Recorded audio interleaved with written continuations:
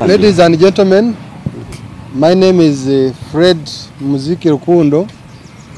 I'm a Ugandan music promoter. I'm based here in Kampala, and I'm one of the team members that have been helping out GOGO, the late, here in Kampala. So we are here to tell you a few arrangements or how far we've gone with GOGO's body. In brief, I will introduce the manager. These are the managers of GOGO. I'm here to help out communicate to the Ugandan community and those that don't understand Kinyarwanda and Luganda maybe. So they'll be speaking in Kinyarwanda, then I'll be translating for them. Yeah. But briefly, here with me we have a post-mortem report from Mulago National Referral Hospital. So we are here to inform the public about what exactly killed GOGO. Tuli wano okwanjula ensonga za GOGO eri abantu abadde bamugoberera ne balina Uganda ne Rwanda n'ensi yonna ki ekyase GOGO. Tulina wano ekiwandiiko okuva Mulago National Referral Hospital omubiri gye gwatwalibwa era essaawa zino omubiri guli Mulago National Referral Hospital. Bamaze otuwa obukakafu ki ekyamuse ekyengera yavuddeyo ne tumuza wano gye yafiira ekyengera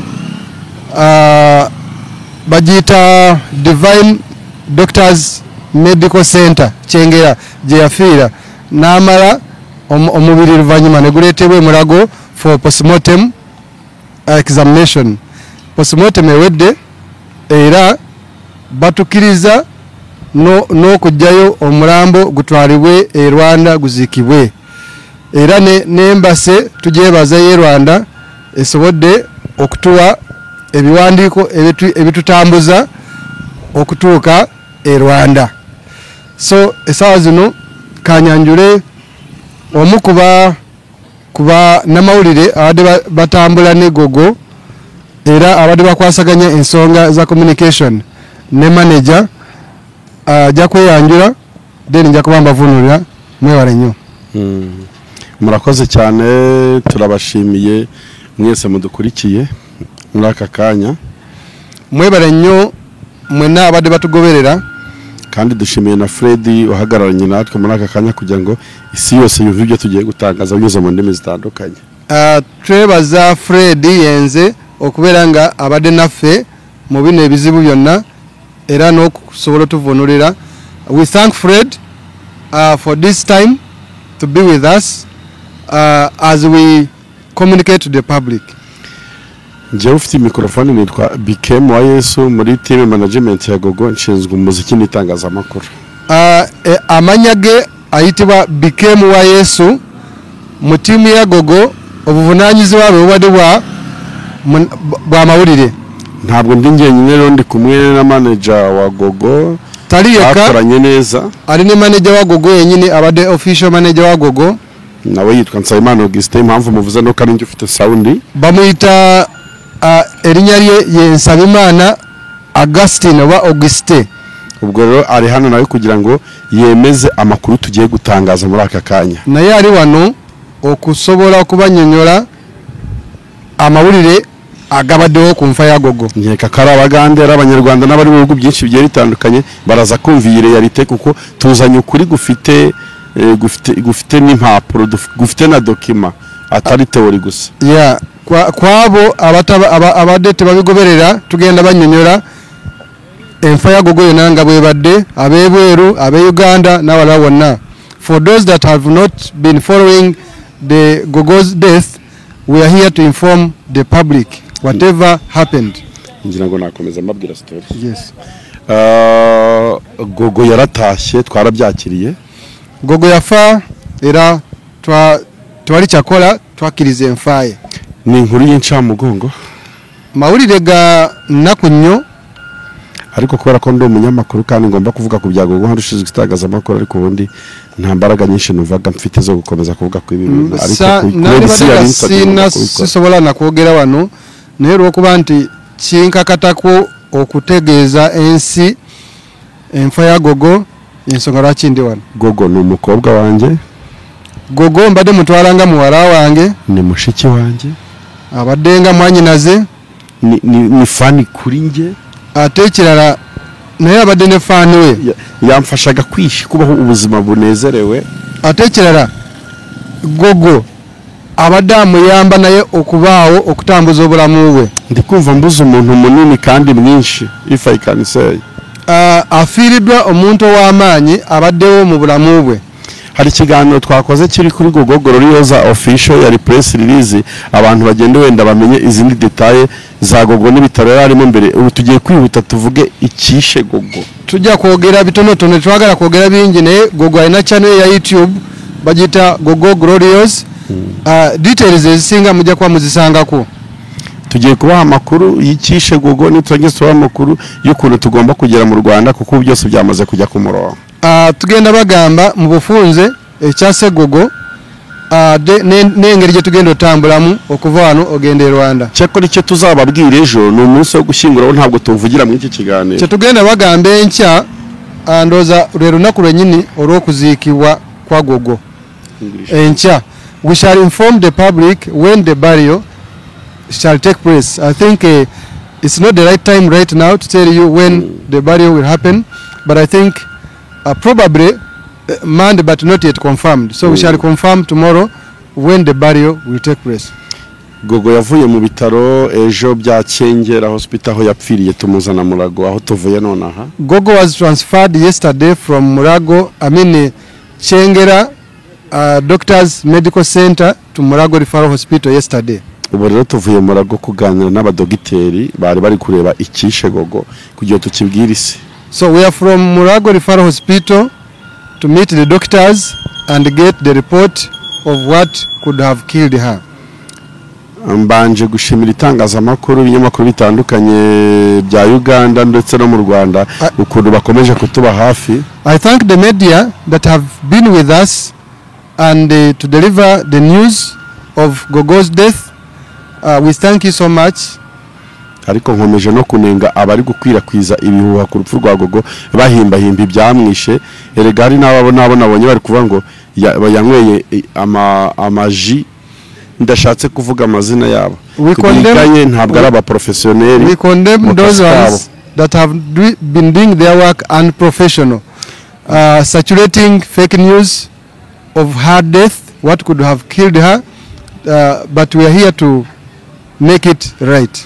Nk'umuntu wicara kuri kamera ari umuntu w'umugabo akajya guhimba inkuru akavuga ngo umuntu yapfuye kubwiye impamvu ngo yamweye ibyo kunywa runaka adafite ayo makuru adafite ifoto atabizi mufata nk'ahari gushaka kurira ku murambo. How can you just grab a camera, saturate fake news that you don't know anything about and you start saturating fake news, maybe looking for likes, comments?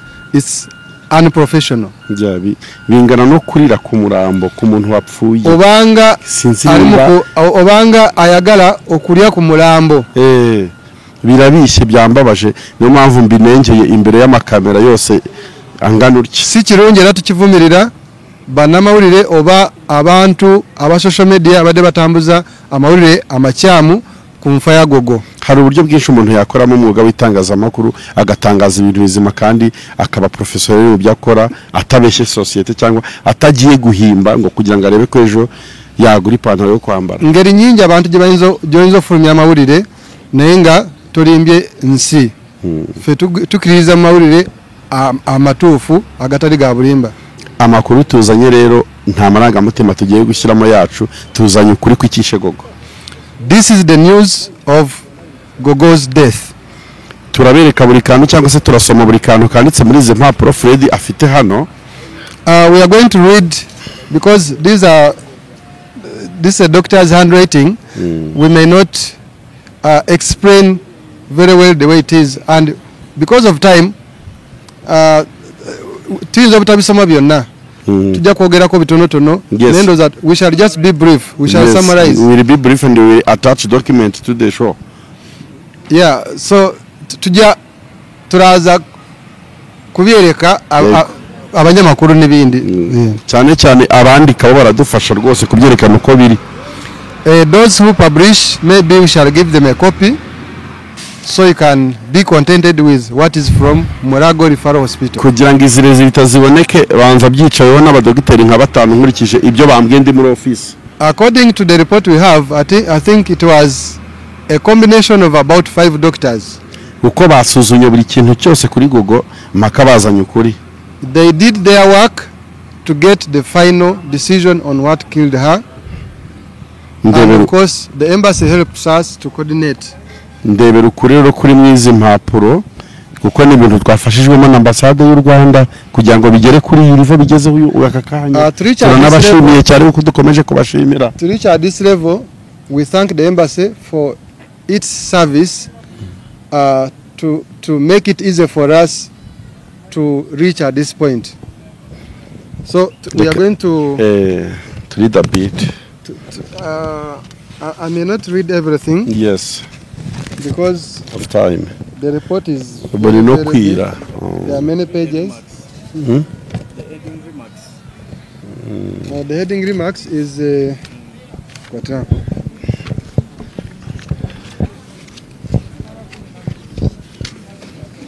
Ebaruwa ziri biri kuliko eno eri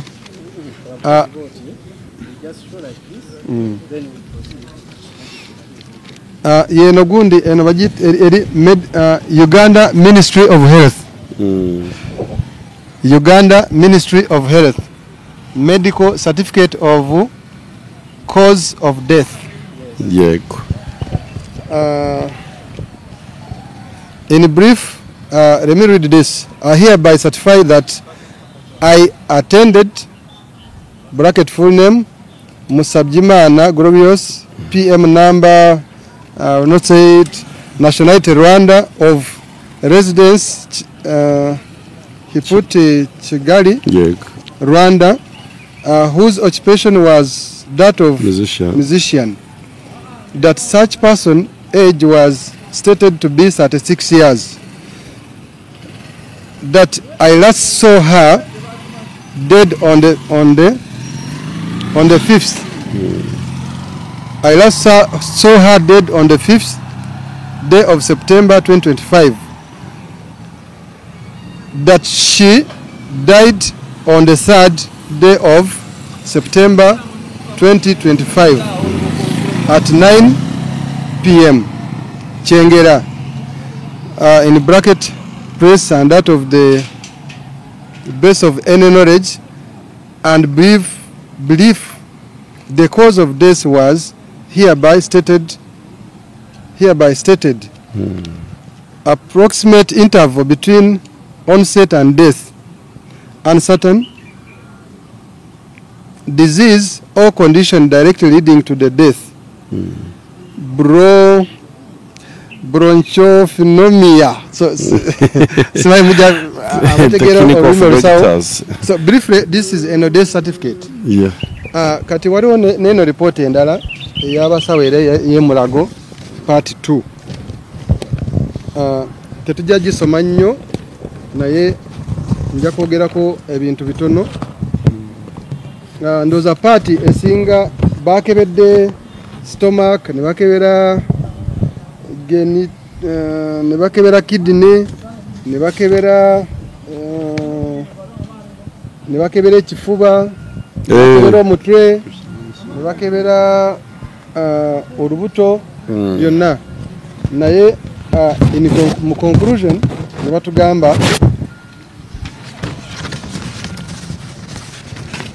batugamba nti Gogo's problem was in the chest, the lungs. So Gogo died as a result of the problems related to lungs. Ekyamuse mawugwe gegamusse. Betwa tuganda agwensimbu nabe bibadde birwadde naye nga obulwadde obutuufu obwamusse gabadde mawugwe. Era bagamba waliwo obu amasira agatonye mu mawugwe gebasanze no musayi okusinzira abasawo ngabe banyonyodde. So in brief byase gogo nuzo nasokuza mu Kinyarwanda. Yego. Ya nibyo Fred yarari kuvuga ku badukurikiye bumva Ikinyarwanda nkuko rero ibyemezo byabigaragaje cyangwa se ibizamini byakozwe n'abadogiteri batandukanye mu bitaro bya Mulago.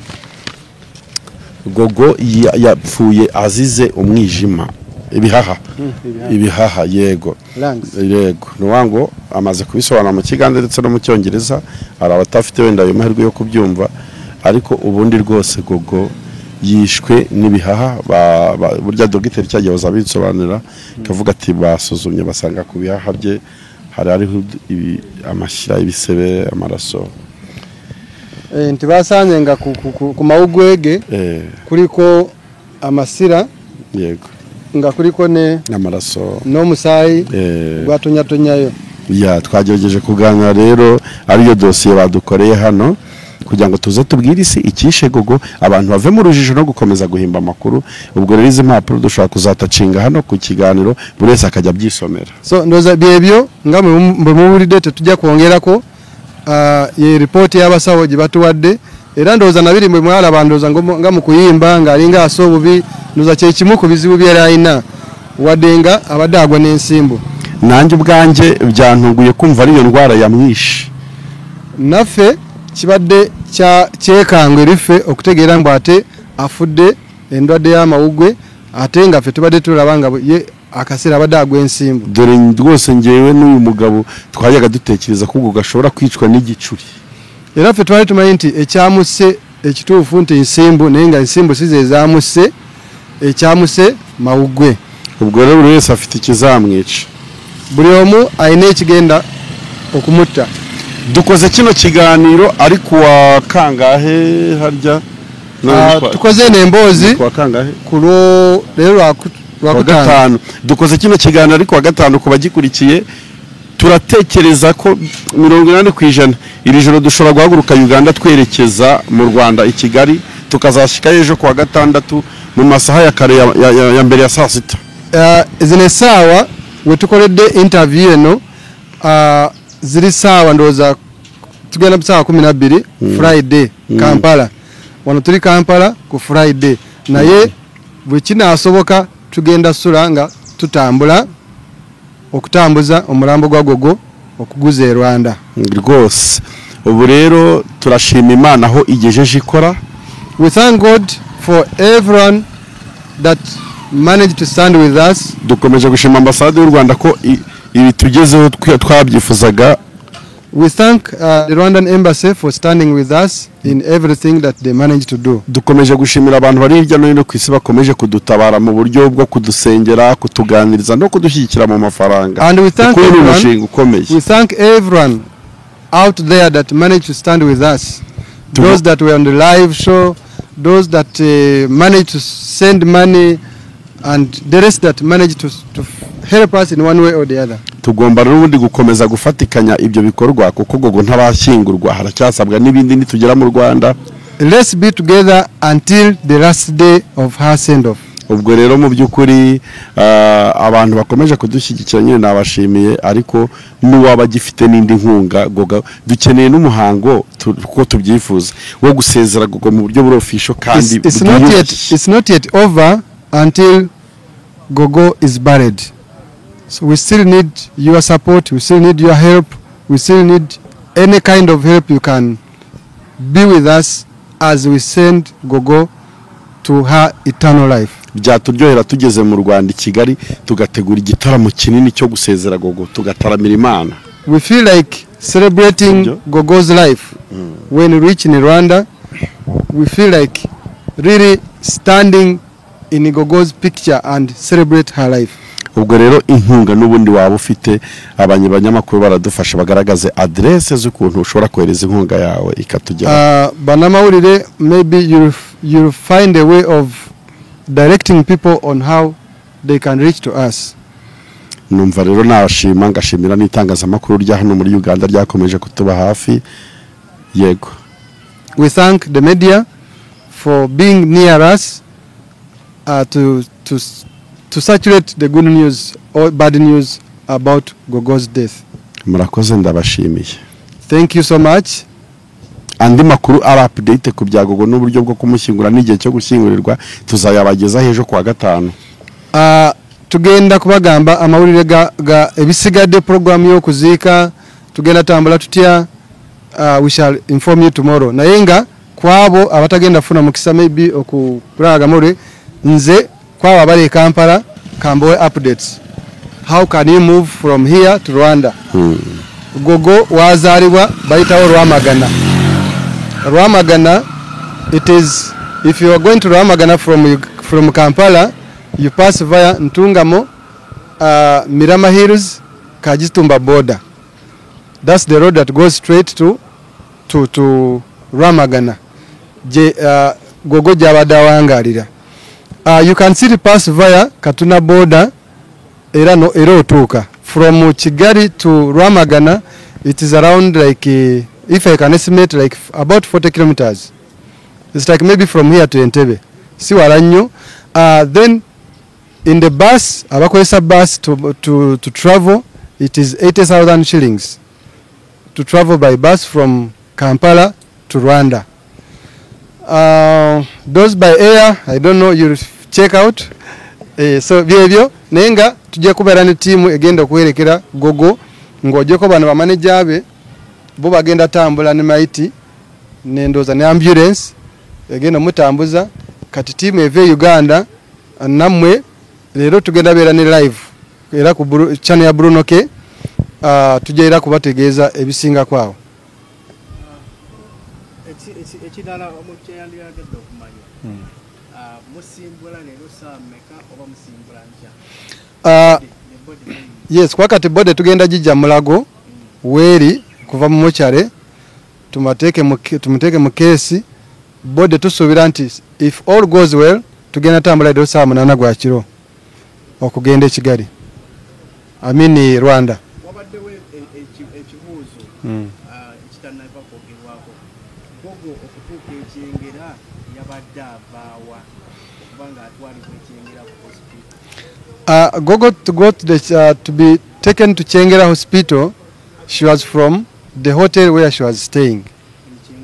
No, the hotel was in the town, around town, in the Kampala town. So we shall not mention that because of we don't want to cause issues again. Go ask the hotel, whatever. But Gogo was from her hotel when she got her the attack, and then was taken to Chengera. That's where they didn't know anything about Kampala, which hospital they could take. They just called one of the friends to direct them if the person knows anywhere around they could take her. So the person directed them to Chengera.